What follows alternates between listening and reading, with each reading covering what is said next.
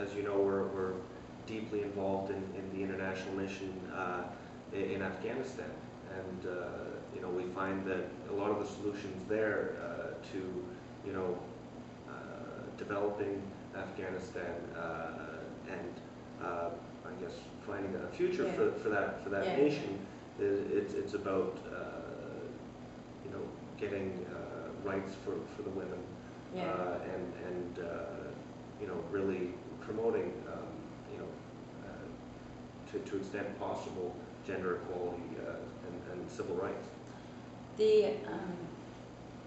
I strongly believe that the future of the family, in Muslim family, whether it's in Afghanistan, which is actually key, and I could address that, is with the women, because women are able to influence their children.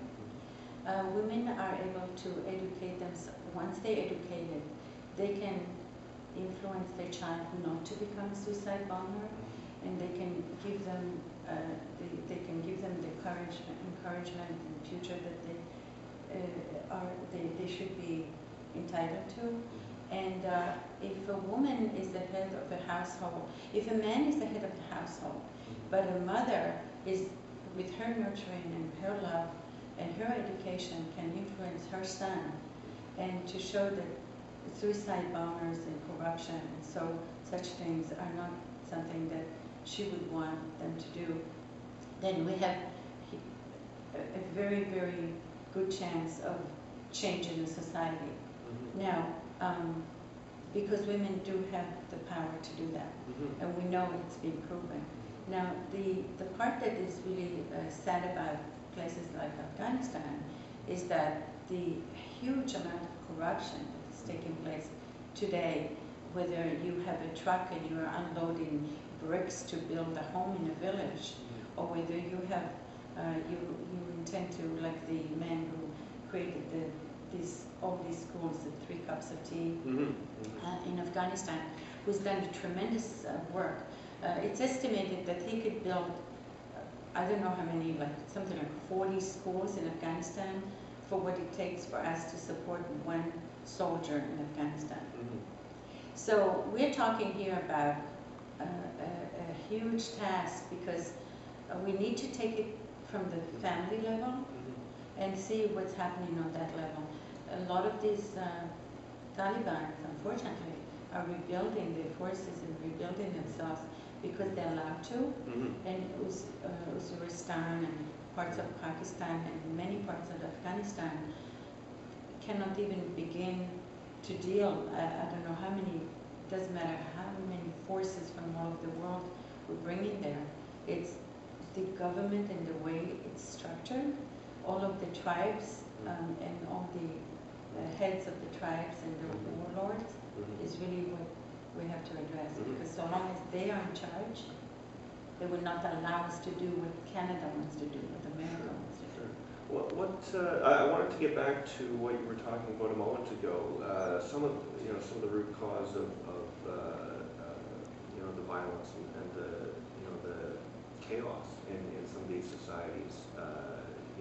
In the way that women can perhaps moderate some of these outcomes, and also just looking at the example of the Jews who came to Israel into refugee camps, and they had vastly different outcomes than what we have seen over the last couple decades in Gaza, in the West Bank. What we need to look at is the success of the integration of NY. So the 600,000 Jews that now have actually populated Israel to a point where we are the majority. Many people don't realize that more than 52% of Israel population today is made up of Jews from Arab countries, not of people who came from Europe and not from Russian Jews. So that the reason for that is that I often say that Israel became the biggest and most successful refugee camp in the Middle East. Why? Because they gave us hope and dignity and they didn't take a single nickel from the United Nations. Now, the attitude for the Jews from Arab countries was, look, we are lucky that we're not being discriminated against. We live in a country that welcomes us. We moved from one part of the Middle East to another, so the culture was already in their blood, and they all spoke, you know, Arabic and some Hebrew because they learned from the Torah and so forth. So they were accustomed and culturally faster. Now, on the other hand, what happened was this thousands of refugees, let's call it 700,000 because that was the official number that was given by the United Nations. When they went to Lebanon, Syria, Iraq, any other country that was an Arab country, they were refused citizenship by their own people. They speak the same language. They could marry the same women. They have the same custom, the same religion, which is such a strong part of the identity amongst Arabs and Middle Easterners. And yet, Lebanon, Syria, Iraq, Saudi Arabia, Egypt refused them nationality, refused to the Palestinians integration. They couldn't own property. To this day, 50 years later, we look at Lebanon, huge number of Palestinians living in Lebanon, 250,000 plus. They are refused integration, and they are, in a way, forced to live a life that they don't deserve, like in refugee camps.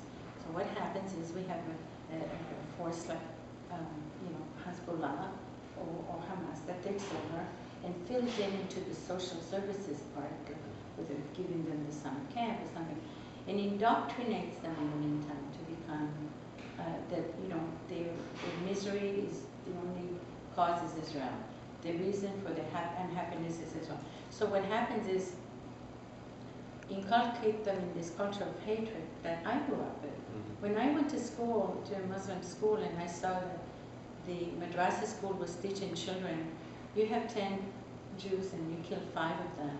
How many Jews do you have left to kill? This is the, you're making a face now, but really, this is the curriculum that takes place in Gaza and the West Bank.